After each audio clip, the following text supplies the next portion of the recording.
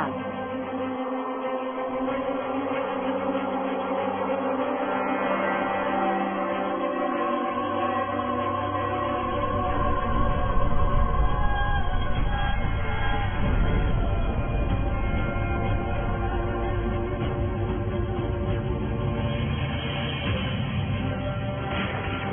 Alia Chano le pidió perdón al Papa.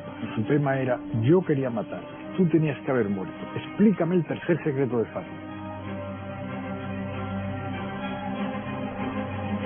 Sor Lucía dijo que si la consagración del 84 no se hubiese hecho, hubiéramos tenido una guerra nuclear. De repente, el hundimiento de la Unión Soviética. Y esto conecta históricamente con el cumplimiento de la petición de la Virgen.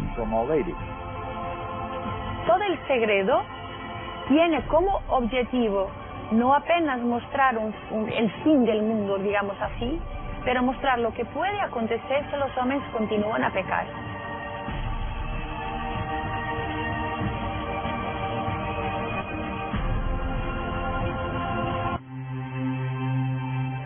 En 1929, en la ciudad española de Tui, Lucía tuvo una increíble visión. Vio a las tres personas de la Trinidad junto con la Virgen. Ella le dijo que ya era el momento de que el Papa consagrara Rusia al Inmaculado Corazón de María en unión con todos los obispos del mundo. Desde entonces, Lucía intentó varias veces, sin éxito, transmitir este mensaje al Papa. Solo a fines de 1940 recibe permiso para escribir directamente a Pío XII. Le pide hacer la consagración de Rusia para acortar el tiempo de castigo de la guerra ya iniciada.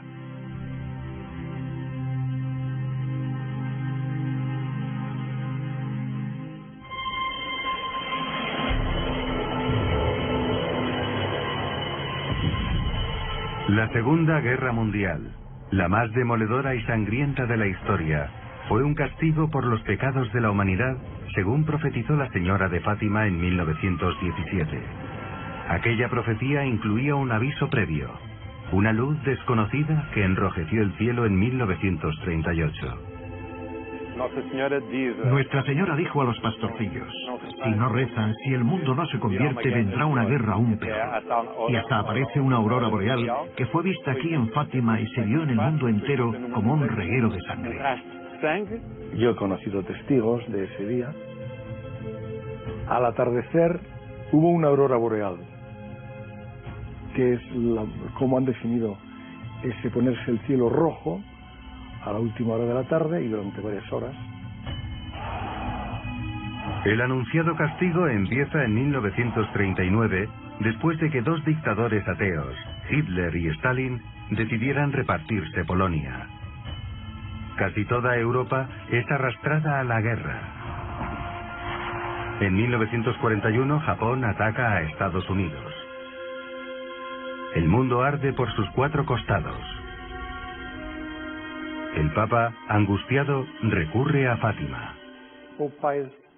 El Papa Pío XII, que por cierto no era en absoluto pro-nazi, en 1942 envió un mensaje a través de Radio Vaticana. En él hizo la consagración del mundo a la Virgen. La consagración de Pío XII no cumplía todos los requisitos de Fátima, porque no la hizo en unión con todos los obispos del mundo, y no mencionaba a Rusia. Pero tuvo algún efecto positivo. La Segunda Guerra Mundial es una guerra muy extraña. Todo va mal en los primeros años y luego todo va bien en la segunda parte. Y ese cambio se da en 1942.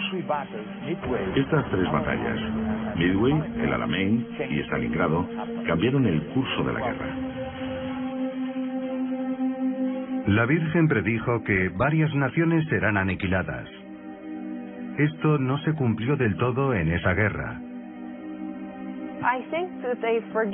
Creo que olvidan que la Virgen dijo: si mi mensaje no es atendido, entonces Y precisamente ahí estaba Santa Faustina Kowalska, a quien nuestro Señor dijo que si no hubiera sido por sus oraciones, Polonia habría sido aniquilada.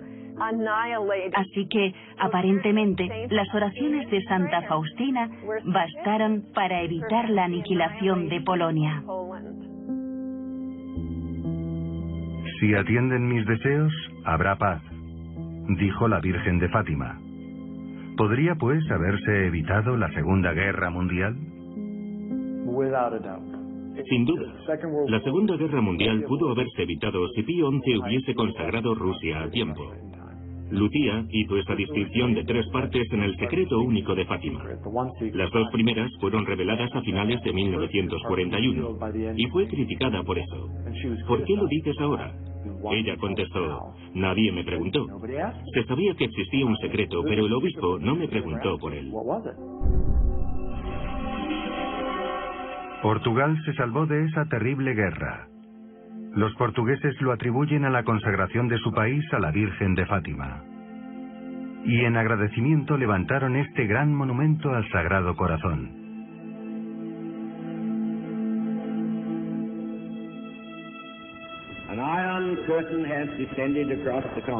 Winston Churchill, en marzo de 1946, denunció que un telón de acero había caído sobre Europa. De un lado las dictaduras comunistas, del otro los países libres. Se iniciaba una guerra fría mundial de imprevisibles consecuencias. Ese mismo año, la Polonia cristiana oprimida por el comunismo recurría a Fátima. El primado de Polonia, cardenal Lund, en 1946 consagró toda Polonia al corazón inmaculado de María, como respuesta al mensaje de Fátima. Nosotros creemos que esto salvó a Polonia en la época de la dominación soviética. Salvó la fe. Las iglesias siguieron abiertas. La iglesia podía funcionar, aunque con dificultades. En cambio, en los otros países comunistas como Alemania Oriental, Checoslovaquia, Hungría o Bulgaria, la Iglesia fue destruida prácticamente y casi totalmente.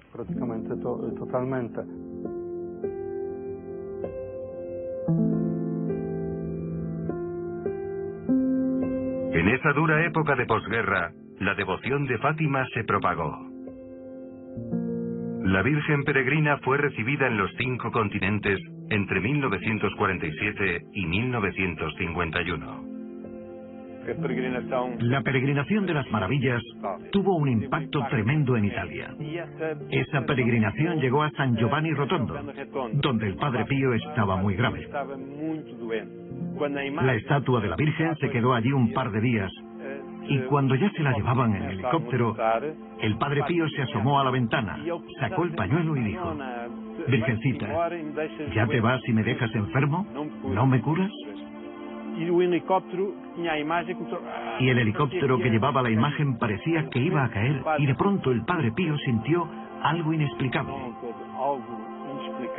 Una electricidad que le recorrió todo el cuerpo y se curó.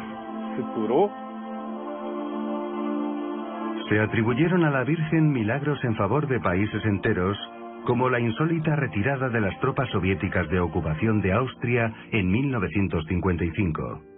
Lo corrobora Gloria Dodd, del Instituto Internacional de Investigación Mariana de Dayton, Ohio. Mi padre servía en el ejército de los Estados Unidos, acuartelado en Austria. En esa época, un sacerdote predicaba una cruzada del Rosario, precisamente para pedir la retirada de las fuerzas soviéticas.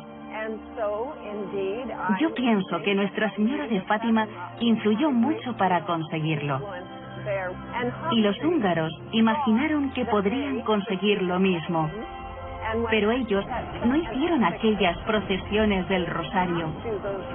Y desgraciadamente, vimos la diferencia en Hungría con la brutal represión del pueblo y la continuación del comunismo en ese país por muchos años. En esos años de progreso en muchos campos, la fe cristiana se veía amenazada por el marxismo en el este y el materialismo práctico en el oeste. Pero la Iglesia no se dejó arrastrar, se renovó. El Papa Juan XXIII sucedió a Pío XII y sorprendió a todos convocando el Concilio Vaticano II en 1962.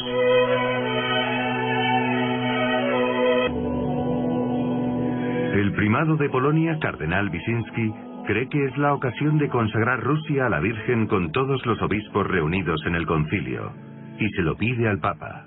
No fue posible.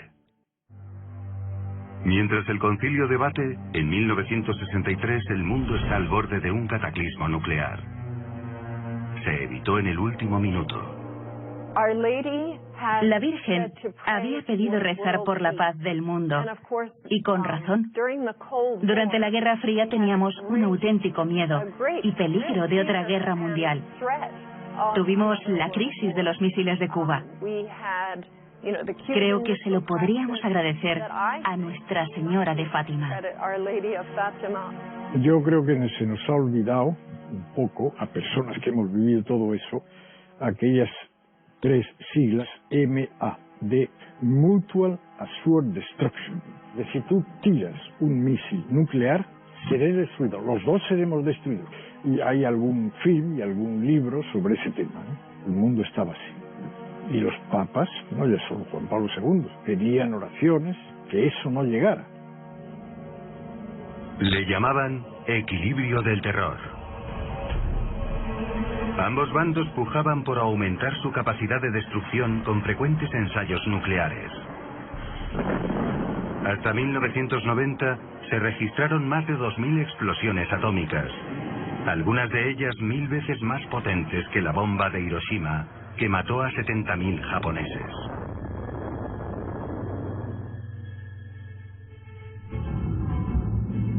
Ante la creciente tensión entre bloques, los obispos de Polonia se movilizan. El cardenal Wyszynski, en 1971, junto con el episcopado polaco reunido en Jasna Góra, consagró todo el mundo a María, Madre de la Iglesia, y a su corazón inmaculado.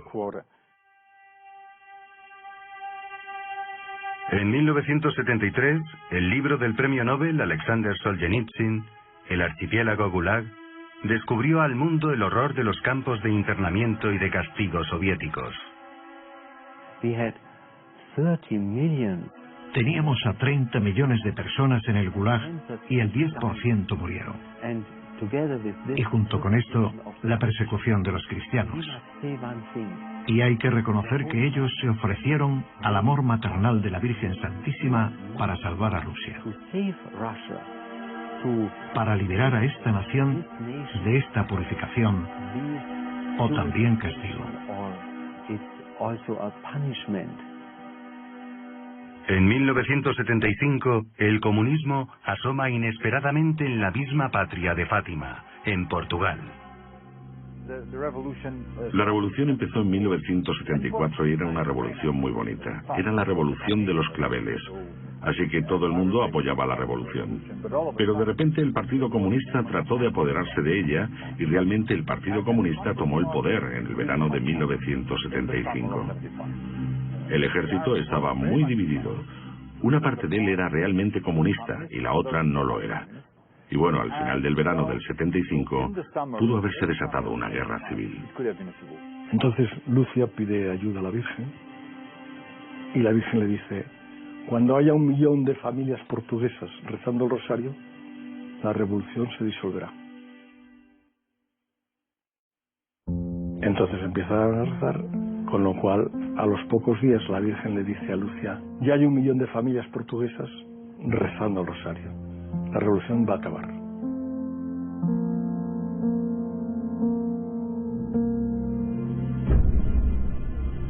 Portugal se salvó, pero los países del este siguieron padeciendo dictaduras comunistas anticristianas. Mientras, en Occidente, muchos permanecían deslumbrados por el marxismo. Es muy difícil darse cuenta hoy de cuán dominantes y cuán seductoras eran las ideas del movimiento comunista. Intelectualmente eran muy atractivas. Ahora sabemos lo horrible que era aquel sistema, sus terribles resultados económicos y sociales, y que causó la muerte de tanta gente. Pero eso no se dijo. Incluso dentro de la Iglesia había una gran atracción hacia esos errores de Rusia. En aquellos años, desde luego, no conozco ninguna persona que dijera, yo veré en mi vida caer el comunismo soviético. Eso no había nadie, al menos no lo he conocido. Cuando yo empecé a estudiar, Rusia parecía, el comunismo era una cosa estupenda, ¿no? O sea, había que ser comunista, ¿no? Si no eras comunista no eras nadie, ¿no? Ahora ya hemos sabido, por ejemplo, que el comunismo ha provocado más de 100 millones de muertos. Yo vengo de un país excomunista, la ex Yugoslavia, donde se vivía en condiciones realmente difíciles. Después, también nuestra guerra en Croacia en los años 90 nos hizo ver que el mensaje de Fátima es principalmente mensaje de esperanza en un tiempo dificilísimo. Después del concilio, se multiplicaron las instituciones que daban más protagonismo a los laicos. Ellos afianzaban la presencia del mensaje de Cristo en el mundo del trabajo y en la vida civil. El concilio no fue bien interpretado por muchos. Surgieron abusos de todo tipo. El Papa Pablo VI intentó evitar la confusión doctrinal que se iba extendiendo, pero no fue muy escuchado, especialmente cuando declaró la inmoralidad de la píldora anticonceptiva. Murió en 1978 sin haber cedido tampoco ante la llamada teología de la liberación, que pretendía conciliar el marxismo y el cristianismo.